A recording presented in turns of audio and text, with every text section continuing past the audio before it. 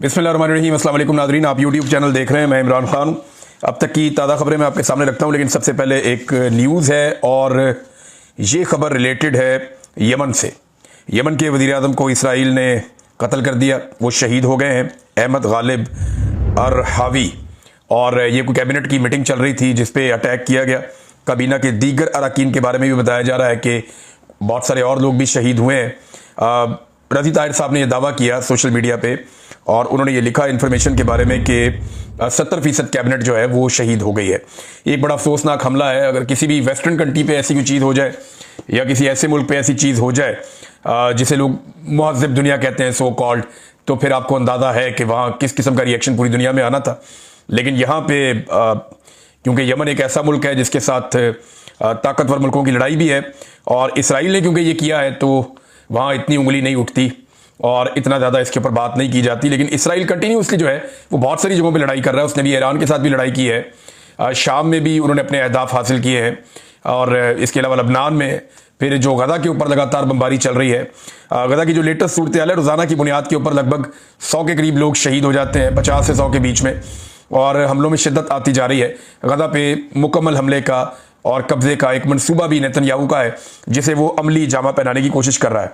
अच्छा जी, अब आ जाए पाकिस्तान की जो अंदरूनी सूरत हाल है। फ्लड्स की वजह से वो बड़ी वर्स होती जा रही है और इंडिया मजीद पानी छोड़ने पर मजबूर है। उसकी वजह यह है कि इंडिया में भी सैलाब आया हुआ है। ऐसा नहीं है कि इंडिया ने जो पानी छोड़ा वो उन्होंने कोई शौक से छोड़ दिया। पानी बड़ी कीमती चीज़ है, वो अपने डैमों के अंदर इस पानी को जमा करके रखना चाहते हैं। कोई भी इतना अरबों डॉलर का पानी ज़ाया नहीं करेगा। तो ये इंडिया में फ्लड्स आ गए, वहाँ पे बहुत इजाफी बारिशें हुई हैं। क्लाउड बर्स्ट के वाक़यात जो मैं आपको बता रहा हूँ गुज़िश्ता कई दिनों से हो रहे हैं मुख्तलिफ पहाड़ी इलाकों में। तो ये सारा पानी बहता हुआ 3 दरियाओं के अंदर एक शिद्दत पैदा कर रहा है, जिनमें से एक दरिया जो है वो सतलुज है। वहाँ ब्यास है इंडिया में, लेकिन वो पानी भी सतलुज में आता है जो पाकिस्तान को इफेक्ट करता है। एक दरिया जो है वो रावी है और जो तीसरा बड़ा दरिया है वो चनाब है। इन तीनों दरियाओं ने जो पंजाब की सरजमीन है, ख़ासतौर पर जो इजला सेंट्रल पंजाब और जो जनूबी पंजाब वाले हैं, ये इस तरफ मुतासर कर रहे हैं तीनों दरिया। अभी आगे ये और जेलम में भी पानी की शिद्दत बढ़ी है, तो ये सारे दरिया जाकर दरिया सिंध में गिरेंगे और सिंध के अंदर एक बड़ा चैलेंज होगा पाकिस्तान की हुकूमत के लिए। लेकिन इस वक्त पाकिस्तान का जो वज़ीर आज़म है वो अवाम को सैलाब में डूबता हुआ छोड़ के शंघाई ताउन तंजीम के इजलास में शिरकत करने के लिए चाइना रवाना हो गया डिप्टी वज़ीर आज़म के साथ। लेकिन इस वक्त वज़ीर आज़म को पाकिस्तान में होना चाहिए था, लेकिन एक जाली हुकूमत है, उनको परवाही नहीं है। उन्हें पता है इन लोगों के वोटों की औकात ही कोई नहीं है, ना हम इन लोगों के वोटों से आए, ना हमने इन लोगों का सामना करना है, ना इन लोगों को पूछना चाहिए। बल्कि मुझे ऐसा लगता है कि ये जो हुक्मरान है अवाम से नफरत करते हैं और शायद ये अपने दिल में सोचते हैं कि अच्छा हुआ डूबे ये। वजह यही इन्होंने कौन से हमें वोट डाले थे। हमें तो वोट मिले बूट पॉलिश के बदले में। हमने बूट पॉलिश किए, जूते पॉलिश किए, उसके बदले में हमें इक़्तिदार मिल गया। हम इनके वोटों से इक़्तिदार में आए ही नहीं। अब ये डूबते हैं तो अच्छा ही होता है। मुझे तो लगता है इनको ये, मैंने अलीम खान के और बाकी जो खवातीन जो टिकटॉक और हुकूमत की खवातीन है उनके चेहरों पर मैंने जो तमकनत देखी, जो खुशी देखी सैलाब की तरफ देखते हुए एक तस्वीर में, उससे तो मुझे लगा कि शायद ये लोग वाकई खुश हैं और ऐसी नॉर्मल बातें करें। ख्वाजा आसिफ का स्टेटमेंट है वो आप सुनेंगे, आप हैरान हो जाएंगे कि इस मौके पे एक वफाकी वजीर जो वजीर दिफा है वो ऐसा गैर जिम्मेदारी वाला स्टेटमेंट कैसे दे सकता है। लेकिन ये अवाम को डूबता हुआ छोड़ के चले गए।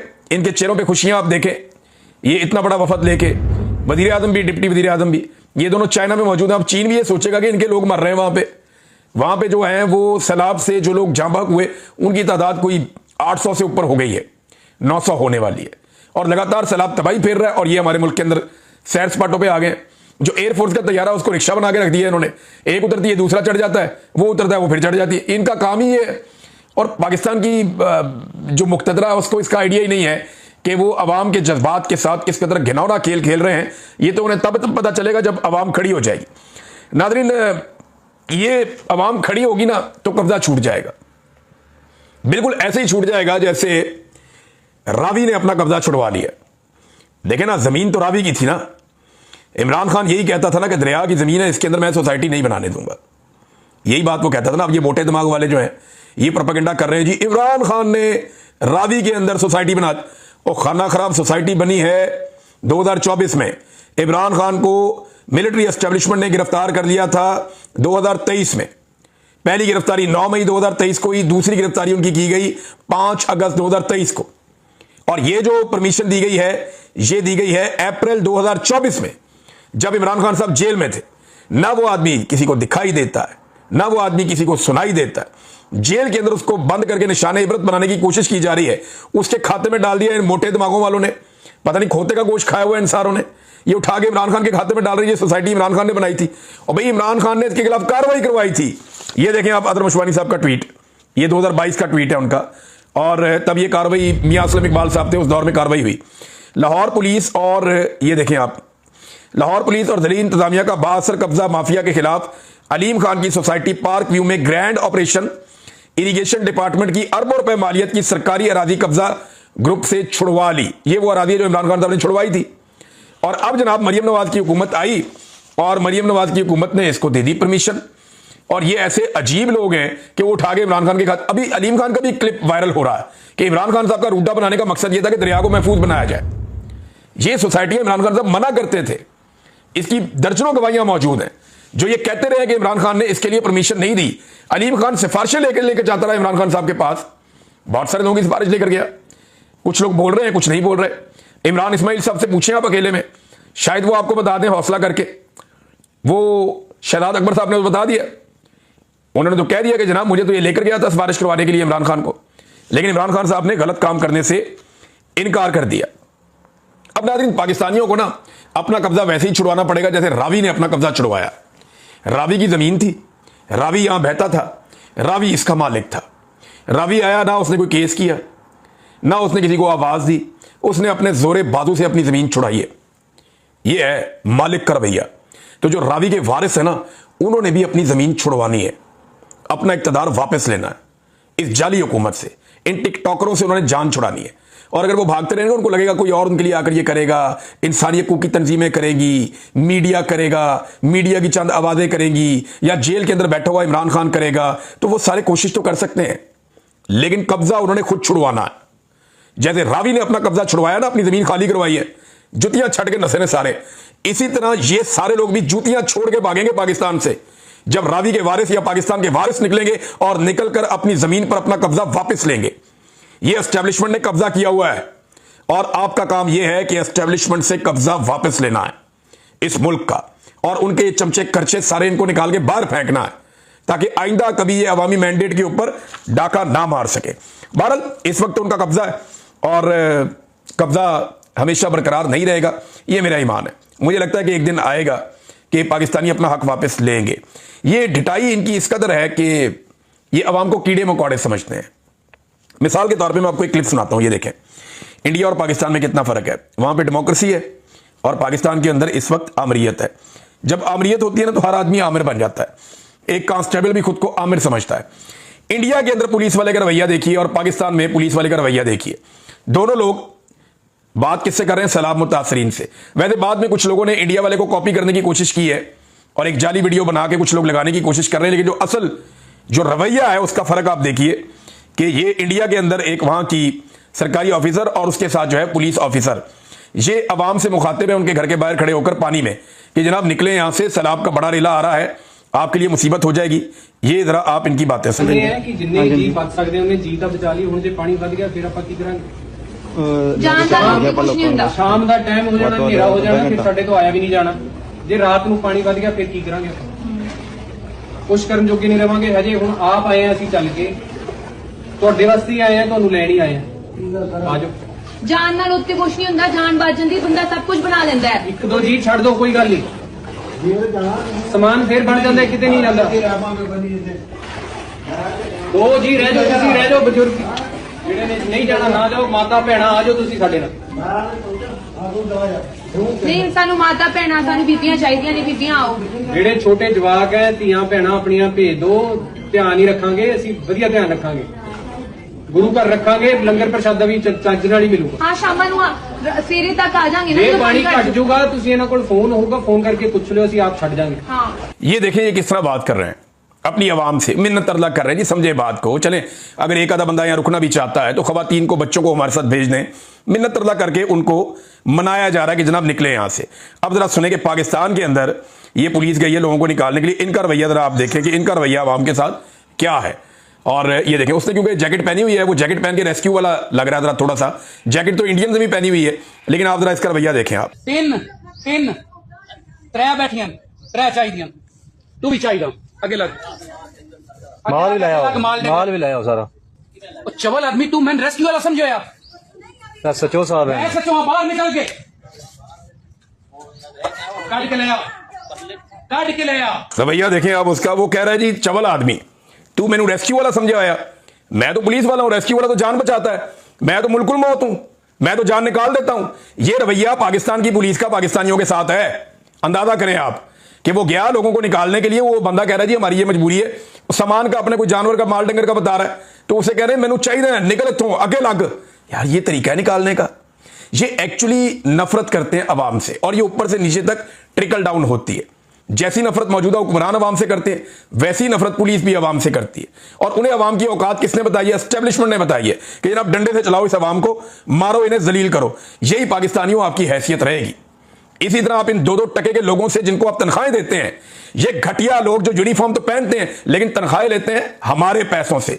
हम एक माचिस की डबिया खरीदते हैं ना, उसके ऊपर भी टैक्स देते हैं। हम एक टिश्यू पेपर का पैकेट खरीदते हैं ना, उसके ऊपर भी टैक्स देते हैं।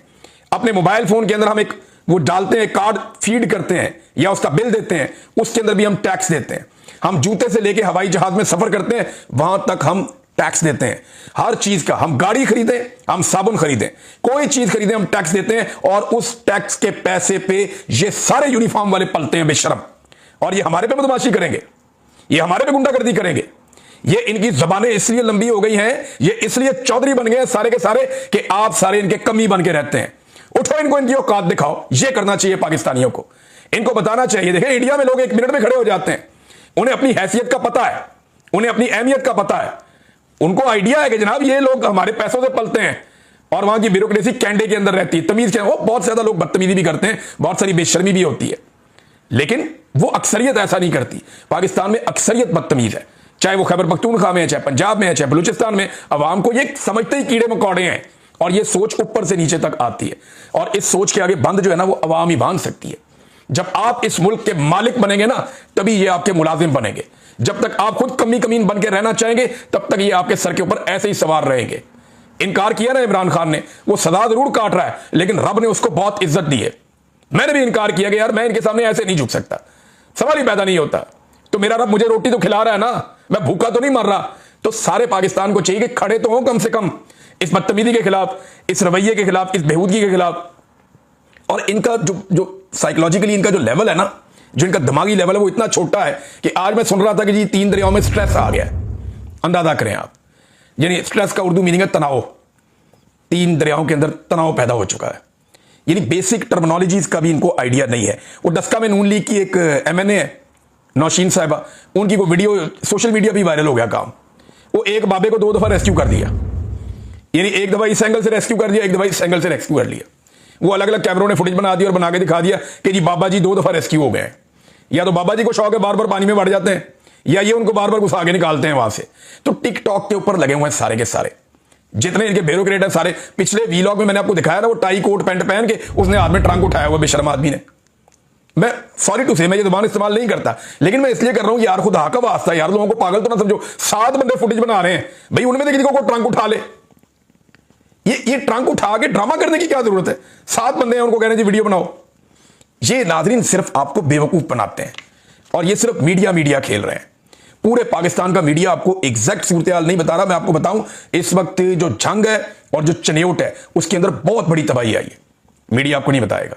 आपको अंगेज किया हुआ है मखसूस इलाकों में, जहां पे ये अपने चक्कर चुक्कर लगाते हैं। कभी जी मेट ऑफिस में पहुंच गए, कभी जनाब एक जाली कैंप बनाया, वहां पे जाके बैठ गए। वो जो जाली कैंप बनाया उसको जाते ही ताला लग गया। मरियम नवाज पहुंची, नून लीगियों से मिली, वहां से निकली, बाद में कैंप को ताला लग गया, कोई वहां पे मौजूद ही नहीं था। और वो कैंप जो है वो सैलाबी इलाकों से बहुत दूर था, वजीराबाद वाला। अब चनियोट के अंदर लगभग 150 के करीब मौजे हैं जो डूब गए हैं, सारी फसलें तबाह हो गई हैं। जंग के अंदर जो है इस वक्त 411 गांव जंग के इलाके में डूबे हैं। अब मुझे आप ये बताएं कि इतने गांव तो कितनी जमीनें होंगी। और शिकायत पता क्या आ रही है यहां से, कि जो बड़े बड़े लोग हैं उनकी शुगर मिले, खासतौर पर रमजान शुगर मिल का तो लोगों ने नाम लिया, उनकी शुगर मिले बचाने के लिए बड़े बड़े लोगों की और बड़े बड़े जमींदारों और जागीरदारों की जमीनें और उनके बागात बचाने के लिए आम आदमी और गरीब की जमीनों को डुबोया जा रहा है और गलत जगहों से बंद तोड़े जा रहे हैं। यह सूरत हाल पाकिस्तान भर में हो रही है। मुल्तान खतरे में है, कसूर खतरे में है, और हुकूमत सो रही है। इनकी कैपेसिटी नहीं है, इनको इस बात की अकल ही नहीं है। वो जनाब शो करते हैं और थोड़ी देर बाद जी पाकिस्तान की तारीख में पहली मर्तबा हमने ये कर दिया, पाकिस्तान की तारीख में सबसे पहली मर्तबा और सबसे बड़ा हमने ये कर दिया, यानी सबसे बड़ा रेस्क्यू ऑपरेशन हमने कर दिया। अभी तक रेस्क्यू किसको किया आपने? पाकिस्तान की तारीख का सबसे पहले जो है ना हमने वो फुटेज बना ली ड्रोन से जनाब, इससे पहले किसी ने नहीं किया। पाकिस्तान की तारीख साथ इकदाम, और भाई तारीख आपने सिर्फ एक बनाई है, पाकिस्तान की सब तारीख का सबसे बड़ा इलेक्शन का डाका आपने मारा है। पाकिस्तान की तारीख का सबसे पहले जो आप लोगों ने एक जाली हुकूमत बनाने का रिकॉर्ड कायम किया है, मुकम्मल जाली हुकूमती निजाम आपने कायम किया है, और पाकिस्तान की तारीख में तारीख साज बूट पॉलिश आपने की है। इसके अलावा आपने कोई तारीखी काम नहीं किया। बूट पॉलिश आपने तारीखी की है, धांधली आपने तारीखी की है, जाली हुकूमत आपने पहली मर्तबा इतनी बड़ी बनाई है कि इससे पहले कभी किसी ने बनाई थी। ये हैं आपके तारीख साज इकदामात। वो टिकटॉकर कहती है जी ये भी पहली दफा किया हमने, वो भी पहली दफा किया हमने। ख्वाजा आसिफ का स्टेटमेंट देखें आप, ये सारे के सारे जो है ना वो नमूने हैं, और एक ऐसे अजीबो गरीब लोग हैं। मैं पहले ये स्टेटमेंट मैंने एक जगह पढ़ा तो मुझे यकीन ही नहीं आया, बाद में मुझे लगा कि शायद ये एडिटेड है, ऐसा वो कह नहीं सकते। फिर मैंने siyaset.pk के ऊपर ये लिखा हुआ देखा तो मुझे लगा कि यार वो लोग तो तहकीक करते हैं। अब लिखा हुआ क्या, जरा ये आप देखें, लोगों को ये पानी घर ले जाकर जमा कर देना चाहिए, किसी हमाम या टब में डाल लेना चाहिए। इस पानी को नेमत समझें और घर में जमा कर लें। इस पानी को हमें ब्लेसिंग की शक्ल देनी चाहिए। बड़े डैम बनने में 10-10 साल लग सकते हैं। ख्वाजा आसिफ का आवाम को मशवरा, 40 साल हो गए हैं इनको इस इक़्तिदार के अंदर, इस शरीफ खानदान को।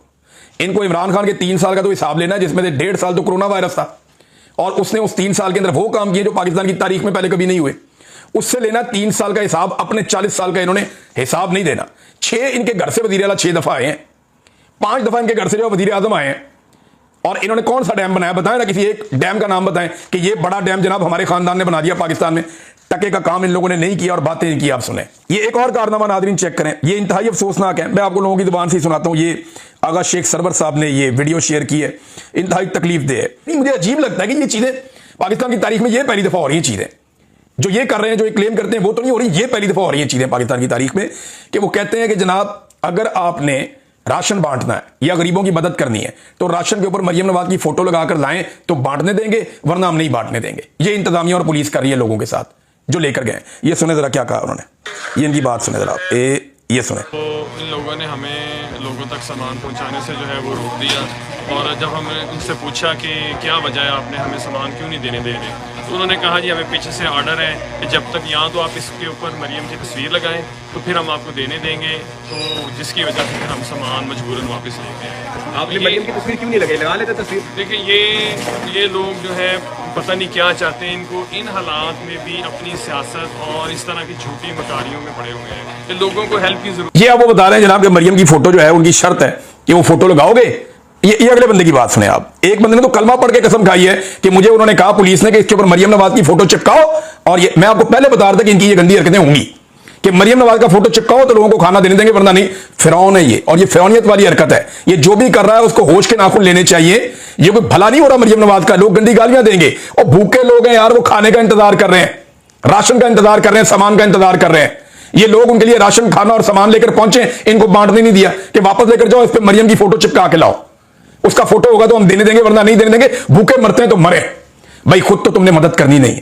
वो बेचारे जो लोग मदद करने के लिए आ रहे हैं उन्हें तो मदद करने दें आप। ये सुने आप एक और नौजवान क्या कह रहा है। इस वक्त आपने क्या देखा, क्या हुआ, थोड़ा सा मुझे बताइए। हम सामान देने गए थे, वहाँ पे पीरा फोर्स आ गई। उसके बाद पीरा फोर्स ने हमें सामान नहीं देने दिया। उसके बाद वहाँ से उसके बाद बात करवाई उन्होंने किसी से। उसके बाद उसने भी मना कर दिया कि सामान बिल्कुल भी नहीं देना आपने, अगर देना भी है तो मरियम नवाज की तस्वीर वगैरह लगा के दें इसके ऊपर। ये आप हल्फर बात कर रहे हैं? जी कसम भी उठा सकते हैं? कसम भी उठा सकते हैं। हम वहाँ पहुँच गए तो ये पुलिस वाले आ गए, कह रहे थे कि यहाँ आप लोग सामान नहीं इस तरह तकसीम कर सकते, या तो आप लोग मरियम नवाज को तस्वीर लगा के फिर तकसीम करोगे। इस तरह मुझे हम लोगों को ना तकसीम नहीं होने दे रहे थे। वापस जा रहे हैं, और जो लोग यहाँ ये देखें नाज़रीन, ये लोग बता रहे हैं फोटो लगाओ उसका टिकटॉकर का, ताकि उसका टिकटॉक बने और फिर सामान तकसीम होगा, वरना सामान तकसीम नहीं होगा। कैसे बेशरम लोग हैं, हद हो गई वैसे, खुदा की कसम। मुझे बहुत तकलीफ हो रही है ये बात करते हुए कि यार भूखे लोग बैठे हैं, खाने का इंतजार कर रहे हैं, उनके सामने से खाना सिर्फ इसलिए वापस जा रहा है कि इसके ऊपर मरियम नवाज का फोटो नहीं है। कितना शौक है इन्हें अपने फोटो का। दूसरी जानिब नाज़रीन एक और जो अपडेट है वो अलीम खान की सोसाइटी के अंदर अब गुंडे छोड़ दिए गए हैं। वो अब सोशल मीडिया वालों को मारते हैं, धक्के मारते हैं, उनसे मोबाइल फ़ोन छीनते हैं, और जो भी वहाँ पे कवरेज के लिए जाता है उसको तकलीफ पहुँचाई जाती है। लोगों को हरासा किया जा रहा है कि जो पार्क व्यू सोसाइटी है जो डूब गई है दरिया वाला, उसका पूरा हिस्सा वो सोसाइटी जो है वो उसकी विजुअल ना दिखाए जाए या आवाम को ना बताया जाए कि सोसाइटी का बेड़ा गर्क हो गया और अदीम खान ने झूठ बोला। एक चीज सोचें आप जरा, चलें बाकी बातें तो बाद में करते हैं, जो ये गुंडागर्दी कर रहे हैं उस पर तो हम बात कर लेंगे। अब तो आवाम को बाइकआउट ही कर देना चाहिए पार्क व्यू को। अब आइंदा किसी को नहीं चाहिए कि वहां प्लॉट बनाए, घर बनाए और बहुत जगह जाके कहीं और बना लें। आप बाइकआउट करेंगे, जमीन पे उतरेगा, इसकी बदमाशी निकल जाएगी। मेरा सवाल यह है कि जो आदमी इतना साफ झूठ बोल रहा है कि सामने पानी खड़ा हुआ नजर आ रहा है और कह रहा नहीं है, यानी दिन के टाइम खड़ा होकर कह रहा है जी मुझे तो दिन नजर ही नहीं आ रहा, सामने पानी खड़ा हुआ है, ड्रोन चल रहे हैं, हर तरफ पानी नजर आ रहा है खड़ा हुआ, घर डूब गए हैं, लोग बता रहे हैं सामान हमारा रुड़ गया है, और वो आदमी खड़ा होकर कह रहा है जी कोई भी नहीं हुआ, एक भी पानी नहीं टूटा, जरा भी पानी नहीं आया, एक भी नकल मकानी नहीं हुई, और सारी रात लोग वहां से नकल। जो आदमी इतना सफेद झूठ बोल सकता है उसने इमरान खान के बारे में कितने बड़े बड़े झूठ बोले होंगे। तो अल्लाह ताला ऐसे लोगों को बेनकाब कर देता है।